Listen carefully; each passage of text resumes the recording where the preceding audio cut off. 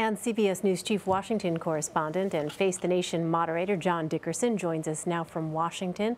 So, John, we continue to see a slow drip of information on this Russia collusion story.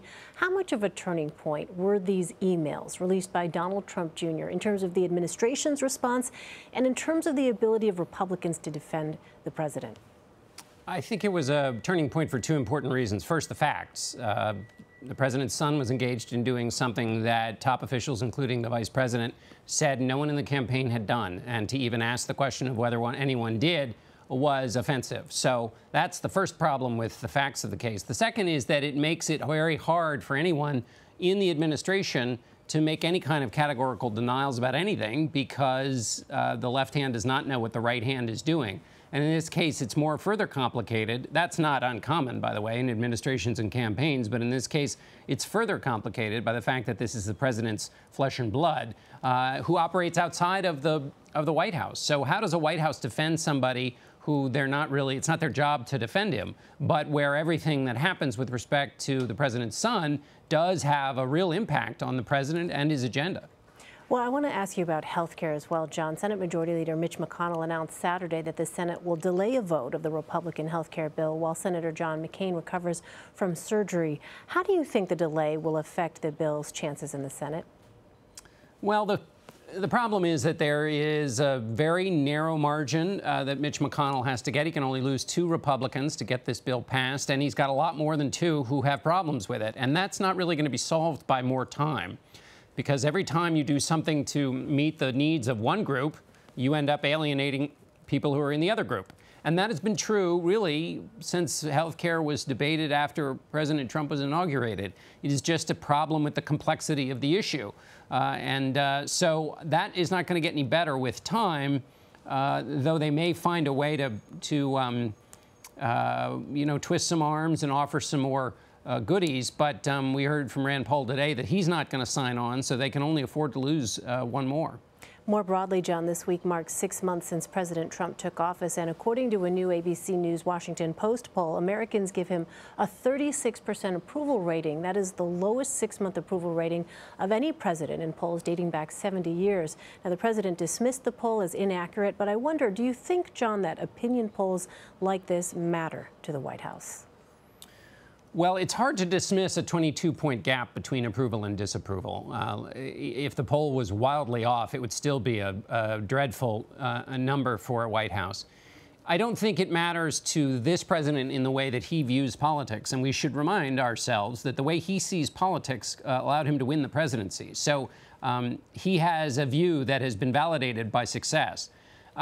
His view is basically stay with your base, keep your base enthusiastic, and keep them energized. That's slightly different than his policy view with respect to his base. We've not seen him with the single-minded focus for his base in pushing for policy aspects that we've seen in his political single-minded focus with the views of his base. But nevertheless, that's the way he sees the polls. The people for whom those poll numbers are a little bit more scratchy are Republicans running in districts where it's not filled with Trump voters, and also those in districts where voters who are fans of President Trump's may not necessarily participate in an off-year election. Those kinds of voters need more traditional Republicans who are likely to be in that category of people who disapprove of the president.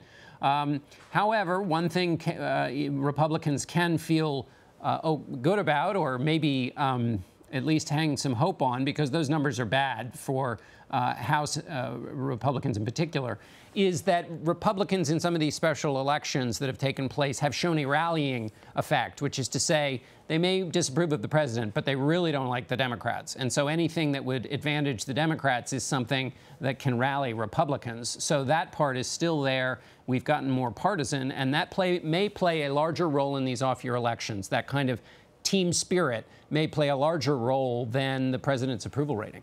Well, so against that backdrop, John, the president has not been able to deliver on any of his 3 major campaign promises: to repeal and replace Obamacare, build a wall and have Mexico pay for it, and tax reform. As next year's midterm elections loom, at what point, though, do you think the president could become a liability for Republicans? Well, I think the president is already a liability in terms of public views. I mean, that's already been borne out by the polls. I think what the president would do when you argue about his achievements so far, and he has some right to claim this, he can mention the Supreme Court. He can mention the stock market if it's still doing well, and that's a tricky thing for him to boast about because what goes up goes down in terms of markets.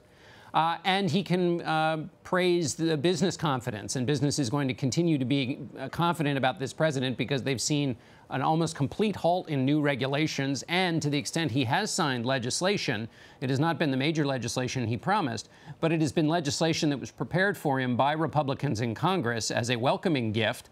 He didn't really do it, but they gave it to him and he signed it, so he gets to take credit for it. And that was removing a lot of the late-era Obama regulations. The different agencies from the EPA to the FCC and the FDA are run by people who have a very different view of government's role in commerce. And so those are all things that he would champion. And probably that would be enough of a case to make to get those Republicans energized, at least at some level. And then we just have to see what else those voters would be weighing as they make their decisions. All right, John Dickerson in Washington for us. John, thanks very much. Thanks, Elaine.